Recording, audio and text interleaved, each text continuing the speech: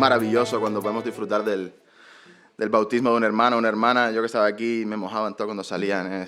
Es un gozo poder participar de este momento. Y yo no podía evitar, mientras preparaba el mensaje y mientras también veía a los hermanos descender a las aguas, recordar mi propio bautismo, porque como decía el pastor, es una experiencia que cada uno la vivimos de una manera. Y yo recuerdo que cuando tenía... Bueno, la verdad es que no recuerdo muy bien. Entre 18 y 19 años, por ahí, creo que era, me bauticé. Y solo recuerdo que cuando me levanté de las aguas, no podía hablar. Lloraba y lloraba y lloraba. Y en agradecimiento al Señor por su salvación y por su gracia. Es un momento con el que seguramente algunos se podrán identificar. Definitivamente todos los que han pasado por aquí hoy se identificarán de alguna manera.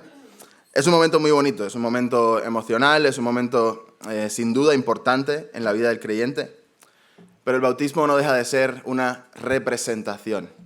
Es una representación pública, un acto externo de obediencia que, como decía el pastor, no nos salva. El bautismo no nos salva. Algunos piensan que el bautismo les otorga algún tipo de beneficio inamovible, algún tipo de garantía de salvación. Quizás hayas hablado con alguna persona en algún momento y te haya dicho, sí, yo soy cristiano, sí, yo me bauticé. ¿A que sí?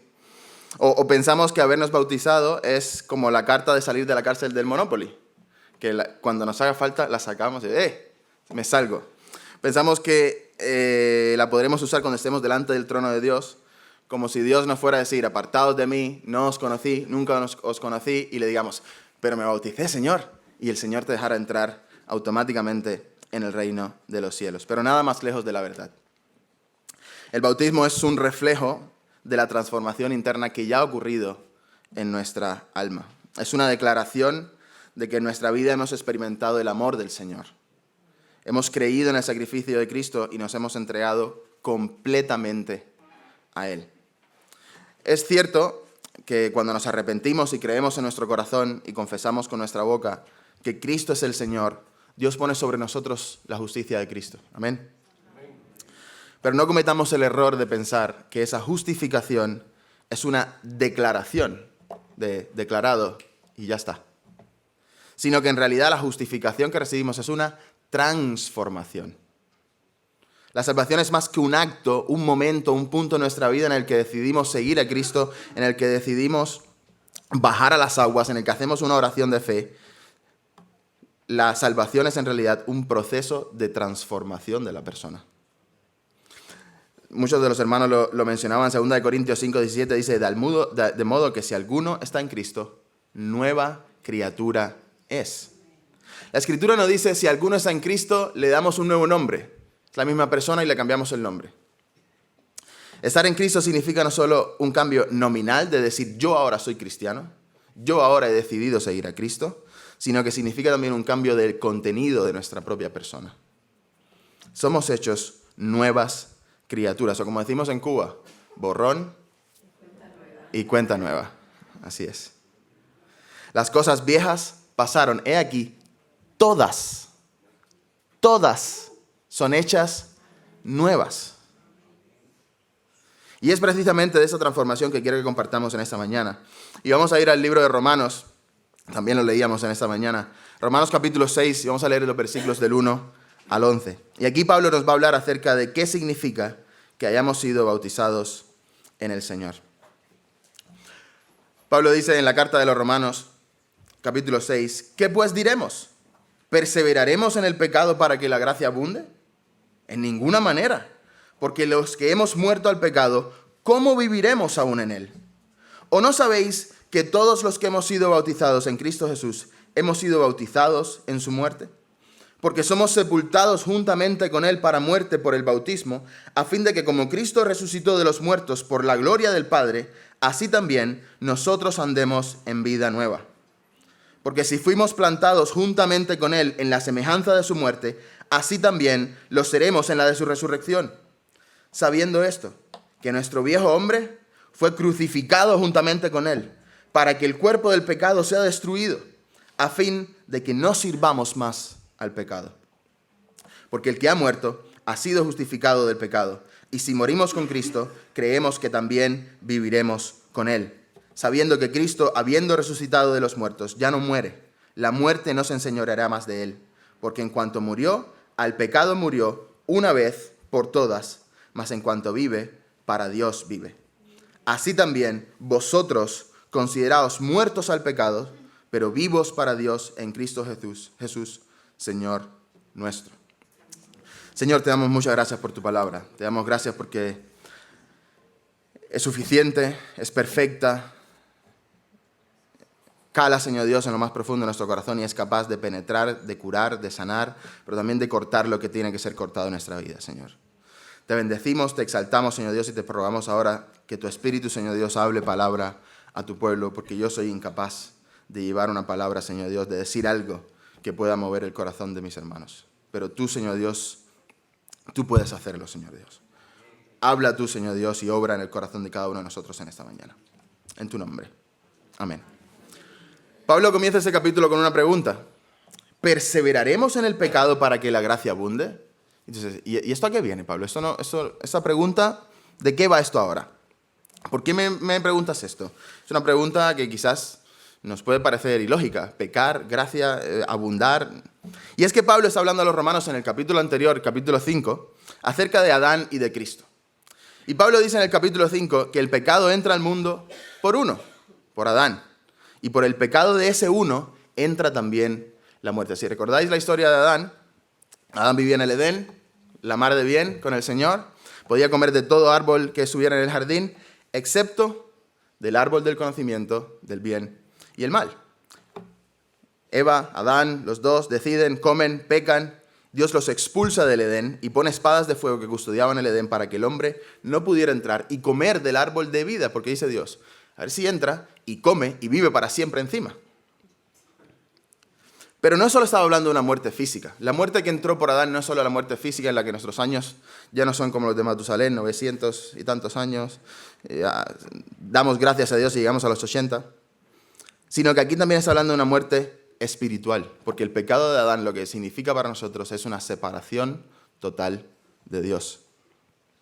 Y desde entonces todos queremos vivir determinando nuestro propio futuro. Queremos ser quienes manejen el barco de nuestra vida y no dejar a Dios dirigir el rumbo. Cuando fuimos hace un par de semanas a la reunión de adolescentes, los padres comentábamos de que nuestros hijos y tal y no sé qué.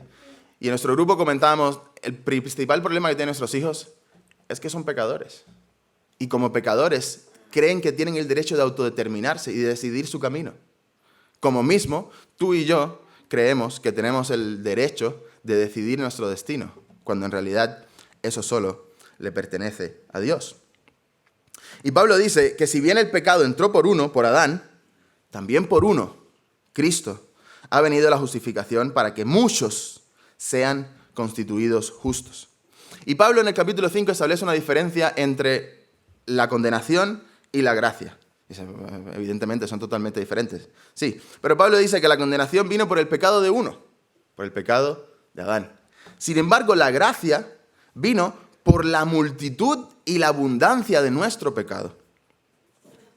En otras palabras, era tanta la distancia que nos separaba de Dios, era tanto el pecado que nos separaba de Dios, que era necesario que Dios manifestara su gracia, porque de otra manera no alcanzaríamos nunca a Dios. No podríamos llegar nunca a Dios. Era imposible que el hombre pudiera cubrir por sí mismo esa distancia. Y Pablo en Efesios llama a esto estar muertos en nuestros delitos y pecados. Incapaces totalmente de saldar la deuda que teníamos delante de un juez justo por nuestros pecados. De hecho, en el versículo 20 del capítulo 5, Pablo dice que la ley se introdujo para que abundara el pecado. ¿Qué quiere decir esto? ¿Que si no tuviéramos ley, pecáramos menos? Para nada. La ley se introdujo para que el pecado tan grande que había en nosotros se hiciera más evidente a nosotros mismos. Y pudiéramos entender que apartados de Dios, apartados del sacrificio de Dios, apartados de la gracia de Dios, no teníamos nada. No podíamos alcanzar a Dios. Ante esta incapacidad de justicia propia, ante esta abundancia de pecado en el hombre, abundó el don de Dios, la gracia. Yo no sé si puedes decir amén a esto. Pero quizás el pensamiento lógico puede decir, bueno, pues si las muchas transgresiones de la humanidad fueron, digamos, el detonante para que la gracia de Dios se manifestase, entonces, la deducción lógica podría ser de algunos, pues entonces, si hubo gracia porque hubo mucho pecado, pues pequemos más, para que haya más gracia, ¿no? ¿A qué es lógico? En otras palabras, sigamos pecando, pequemos más y más y más para que el perdón de Dios sea aún más grande, para que la gracia de Dios hacia el pecador sea manifiesta aún más. Es como, vamos a traer eso un poco a la tierra, es como el que tiene un trabajito, un par de horas, y cobra poco. Y viene un hermano y le hace misericordia, y le suple, y le cubre su necesidad. Y el pobre dice, espera, voy a trabajar menos, para que el hermano me haga más misericordia, y el hermano crezca en el servicio al Señor. Es así como Pablo comienza este capítulo, pero rápidamente Pablo contesta la pregunta. ¿Qué haremos? ¿Seguiremos pecando para que abunde la gracia? Pablo dice, de ninguna manera. No. No podemos permanecer en el pecado con la excusa de que esto hará abundar más aún la gracia de Dios en mi vida. ¿Pero por qué, Pablo? Si el argumento es lógico. Porque tú y yo hemos muerto al pecado. Y esta es la evidencia fundacional de la salvación del creyente. Hemos muerto al pecado. El viejo tú murió. No podemos seguir viviendo como vivíamos antes, haciendo las cosas que hacíamos antes, porque ya no somos la misma persona. No te has puesto el traje de cristiano. La persona que eras tú murió. El que disfrutaba de las cosas que el mundo ofrece, murió. Lo velaron y lo enterraron. ¿Cómo? Vamos a elaborar esto un poco en los siguientes versículos. Versículo 3, Pablo dice, los que hemos sido bautizados en Cristo. Pausa. Pablo no está hablando de lo que hemos hecho hoy aquí. Pablo no está hablando de bajar a las aguas. Porque ¿sabes qué? Bajar a las aguas no salva.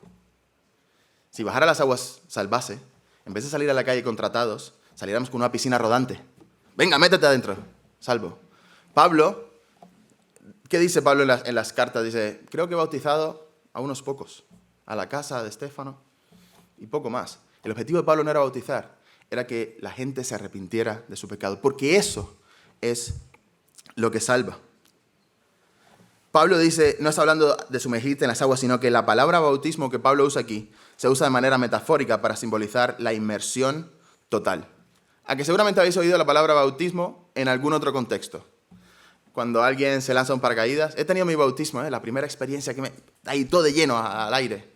O el bautismo de fuego en una experiencia, todo ahí, toda la información, todo el contexto de una vez. Inmersión total, es lo que significa bautismo. Pablo está diciendo que estamos inmersos en Cristo. Los que hemos decidido poner toda nuestra vida dentro de Cristo. El creyente ha sido puesto en Cristo, unido con Cristo, es uno con Cristo. En palabras del pastor John MacArthur, la salvación no es añadir a Cristo a tu vida, sino sumergir tu vida en Cristo. Y al sumergirnos en Cristo, al hacernos uno con Cristo, también participamos de su muerte. Versículo 3 dice, ¿o no sabéis que todos los que hemos sido bautizados en Cristo Jesús, hemos sido bautizados en su muerte? Versículo 6, sabiendo esto, que nuestro viejo hombre fue crucificado juntamente con él, para que el cuerpo del pecado sea destruido, a fin de que no sirvamos más al pecado. De manera que para los que hemos sido alcanzados por la gracia de Jesucristo, nuestra antigua manera de vivir ha sido crucificada con Cristo. Hemos muerto al viejo hombre, las cosas viejas, las borracheras, la glotonería, el acomodarnos al mundo, el mentir para conseguir lo que queremos, el ponernos a nosotros primeros antes que a los demás, la lujuria, la pornografía, el adulterio, la fornicación, la homosexualidad, las estafas, las avaricias, todas pasaron. Colosenses 3:9, Pablo dice, habiéndoos despojado del viejo hombre con sus hechos. El viejo Andy ya no tiene poder. Ahora eso no significa que el nuevo Andy no luche contra el pecado. El hermano decía, no soy perfecto. El perfecto que levante la mano. Creo que ninguna levanta la mano. El viejo Andy lucha contra el pecado, pero lo que pasa es que el viejo Andy, el viejo hombre, se complacía en su pecado. Pecaba y decía, "Oh, qué bueno, qué dulce es el pecado". Sin embargo, ese viejo yo que disfrutaba de lo malo ha muerto. Ha sido crucificado en la cruz. Pero el nuevo yo aún tiene el cuerpo de carne. Pero ahora lucho contra los deseos de mi carne a fin de que ya no sirvo al pecado, sino que al contrario, como Pablo en una de las cartas a los Corintios dice, golpeo mi cuerpo y lo pongo por servidumbre. No está hablando literal. Pablo no dice flagélate y date ahí latigazos. No. Pablo lucha con su carne, tiene deseos en su carne, pero ya no se complace en su carne. Mis deseos pecaminosos no se enseñorean sobre mí, sino que el nuevo yo no se complace en el pecado y busca glorificar a Dios en todo. Hoy en día es muy común escuchar frases como Dios te ama tal como eres, Dios no hace acepción de personas. Y es cierto, Dios no hace acepción de personas. Dios no discrimina entre cubano, africano, español, hombre, mujer, rico, pobre. La salvación no está determinada para un grupo étnico, para un grupo social, para una raza. Dios no necesita que tú seas bueno para acercarte a Él, pero eso no significa que quiere que te quedes en tu pecado. Eso no significa que quiera que sigas viviendo como si nada hubiese pasado. Como dicen en inglés, business as usual. ¿Eh? La verdadera muestra de tu salvación, y hablo no solo para los que se han bautizado hoy, sino para todos nosotros que hemos aceptado el sacrificio de Cristo, no es bautizarte en una ceremonia como la que hemos hecho hoy. La verdadera muestra de tu salvación no es que oraste una oración de fe en un momento. La verdadera muestra de tu salvación no es que seas miembro de una iglesia. La verdadera muestra de tu salvación es que el pecado ya no se enseñorea sobre ti. El viejo hombre murió. Y si el viejo hombre murió, el versículo 8 dice que si morimos con Cristo, creemos también que viviremos con Él. Porque si hemos muerto con Cristo, creemos que también viviremos con Él, sabiendo que Cristo, habiendo resucitado de entre los muertos, ya no morirá más. La muerte ya no tiene dominio sobre Él, porque la muerte que murió, la murió el pecado una vez y para siempre, pero la vida que vive, la vive para Dios. De ahora en adelante, tú y yo, que hemos sido inmersos en Cristo, vivimos para Dios. La verdadera salvación no es solamente dejar de hacer lo malo, sino que el nuevo hombre vive para Dios. Queremos alabarlo, queremos amarlo, queremos adorarlo, queremos rendirle culto, queremos darle, queremos servirle, queremos obedecer su ley, proclamar su palabra. Y quizás tú dices, pero yo no hago esto como debería. Hombre, ni yo. Pero sabes que ese es el clamor de tu corazón. Ese es el anhelo de tu corazón. Y cuando pecas, sientes la culpa y la angustia porque va en contra de la esencia de quién eres. Una nueva criatura. Dicho de otra manera, los que hemos sido tocados por la gracia de Dios, desechamos las malas obras, pero no nos quedamos ahí. No somos neutrales, no somos Suiza. No nos quedamos en el medio de la balanza, sino que luchamos contra lo malo y nos ocupamos también en hacer lo bueno.